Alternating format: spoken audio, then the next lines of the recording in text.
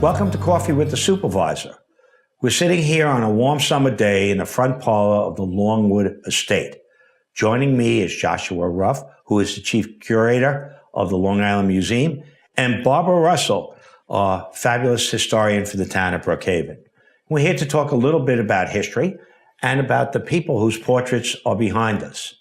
Behind us is William Sidney Smith and Eleanor Jones Smith, husband and wife. The Longwood Estate is one of the great estates of Long Island, and for the last, at least 40 years, it has been in the possession of the town of Brookhaven.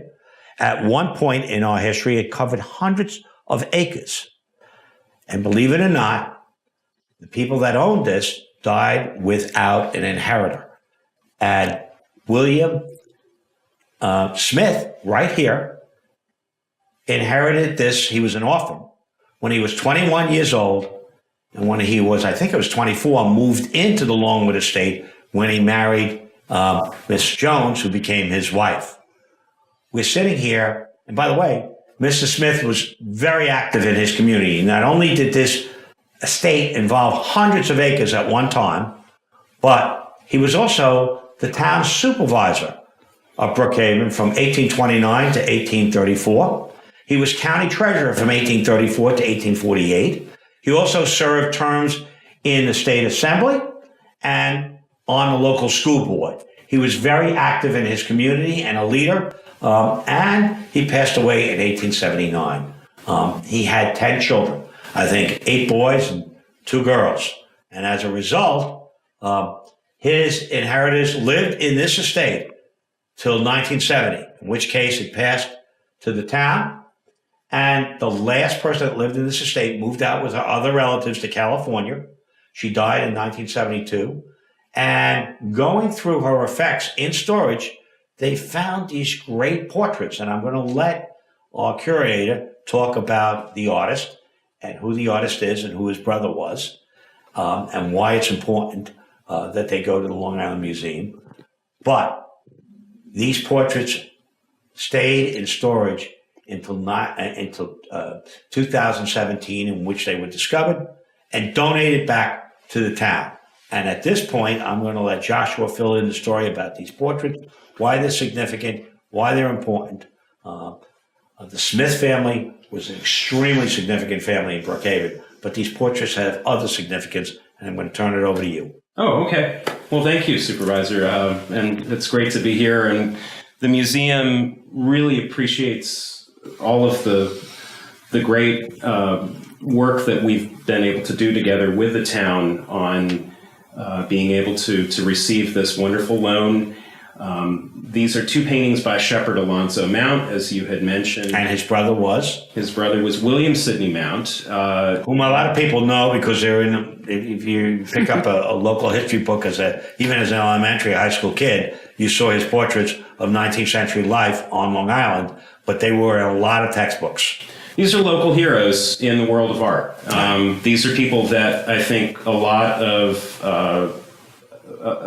people in Suffolk County have heard something about. They've heard probably something more about William Sidney Mount, because William Sidney Mount was the artist who had so much of his work was seen in the 19th century and is now seen in a lot of the best museums in the United States. The Long Island Museum happens to own the largest collection of William Sidney Mount and Shepard Alonzo Mount's work, both. And while William Sidney Mount was known for doing paintings that were drawn from life and landscapes, life paintings that like dancing at a barn. People like having a great country hoedown in a barn setting. People playing the violin. A lot of paintings that depicted African Americans in the 19th century, which was something that was unusual for a subject choice for certain artists. Well, for artists, absolutely. And what people forget is that Long Island had, before the Revolution and after, black slaves, and we did free the slaves in New York State. I think it was 1819 that we freed the slaves. Back then. The manumission. But they were part of, and fully at the time of the first census in 1790, I think 1/6 of the population of Long Island were of African American descent. Yeah, that's correct. And so there was a significant population of African Americans that were living around the Setauket, Stony Brook area, where both Shepard Mount and William Mount lived and also worked. So just to return a little bit to this artist, to the artist that did these portraits, Shepard Alonzo Mount actually started as a carriage maker. He began as an apprentice to a very famous carriage maker, the Brewster Company up in Connecticut. And you have a lot of carriages. And we have a lot of carriages at your made by museum. Brewster. So it all circles back. It all ties together. But Shepard was, I think, as you can see from these portraits, he was an exceptionally skilled portrait painter. And very good. Portrait painting was the way you made lunch money. That was how artists in the 19th century now supported themselves. Keep in mind that photography was just coming in, right? And so actually, photography would come a little bit after Shepard painted these paintings, which was in the 1830s, right? And then within another 15 years or so, most people, whether they were wealthy or had a little bit of money or a little less, were starting to get their photos taken. So that would have a big impact, and the number of people that would actually go in and sit for portraits, as this couple did, that starts to decrease. That starts to cut into the amount of money that an artist can make. But while Shepard was active and was doing his best work, which I think that's what's significant about these paintings in particular, is that it's right at the beginning. And they're very detailed paintings if you look at them. Absolutely. And he had a very good eye. You can see from what both of these paintings capture, there's really a wonderful treatment of the clothing that the figures are wearing, great detail on the faces, and everything is in. Even got the 5 o'clock shadow. You know, he's telling, he's giving you a sense that you could actually meet this person, that this is a person. That if you walk through the door, it won't look too different, although some artists make you look a little bit better than a photograph might. That is true. There's that's always that's. And Mr. Brady changed all of that in the Civil War when photography became very widespread, and portrait painting kind of declined. Right. So the museum actually owns 55 paintings from Shepard Alonzo Mount. We own several hundred of his drawings. And then Shepard Alonzo Mount's also owned by the White House Art Collection. He has art at the Metropolitan Museum, at the National Smithsonian American Art Museum, and a few other places too. But much of his work is in private collections now. So anytime a new Shepard Alonzo Mount painting comes up, it's always something that's of interest to the museum. We own an estimated 10% of his major works. Wow. Which sounds like a significant amount, but in the overall scheme of things, he probably painted somewhere around 500 or more paintings that are about this size. And so there are many, many out there that are still in private collections, still in private hands.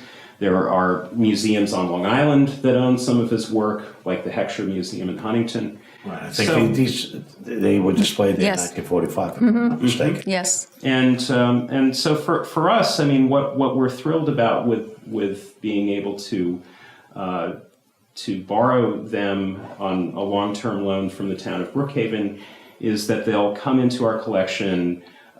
They will come into a place that they'll be surrounded by other examples of his work, and they really serve to kind of draw attention to a time where he was starting to become a more proficient, better portrait artist in the mid-1830s. And makes them widely available to the public to view. That's right. Because no one has seen these for 40, 50 years Yes, almost. that's right, since 1945. Tell us a little bit about, not to go off the portrait, a little bit about the museum itself. It's open how many days a week? How would I get there? I know where it's located, obviously. You've been there. I've seen you there. Yes, I know. I obviously know where it is. Yeah. But tell us a little bit about it. It's located in Stony, Brook we are on 25A. We're right off of 25A. As it bends. And that's right where the road bends in both directions. Right. We're on both sides of the street. Right. We have a world-renowned carriage collection, Right. horse-drawn vehicles. That's one thing that people know us for. But I think they also know about the exhibitions that we do. We have right now an exhibit about Robert Moses, which is a Long Islander, as any Long Islander. We're all consumed with the story of how we get from place to place, the construction of our beaches, all of this.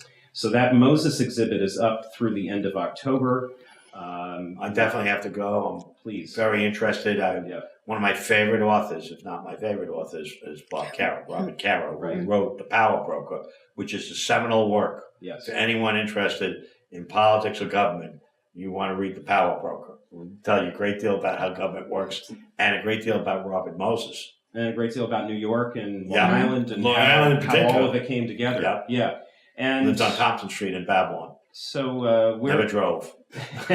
never drove, but he was often photographed behind the car, but- behind in the back of a Packard or a Lincoln or else in the front seat of a Never learned how to bulldozer. drive. But we're open 4 days a week. We're open Thursday through Sunday, 10 to 5 Thursday through Saturday, 12 to 5 on Sundays. People can certainly access more information about the museum on our website, Which we'll put on museum.org. Right, we'll Yep. put that right up under the program today, so people want to go on the website and take a look at it, or the telephone number for the museum they want to call. Absolutely. And we are on 10 acres of land.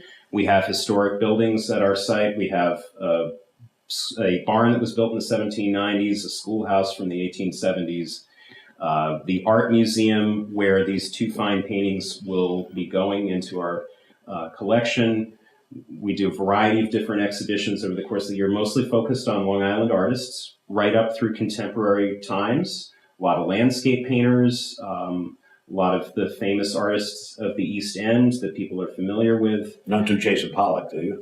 We have done Jackson Pollock, actually. Jackson Pollock. Yep, we had a Jackson Pollock exhibit a couple of years ago, in fact. And so we're not just Mount, but Mount is, of course, part of our bread and butter, part of our program. And we do a lot of school programs over the course of the year, too. And this being August, a lot of school teachers out there are starting to think about what to do with their kids.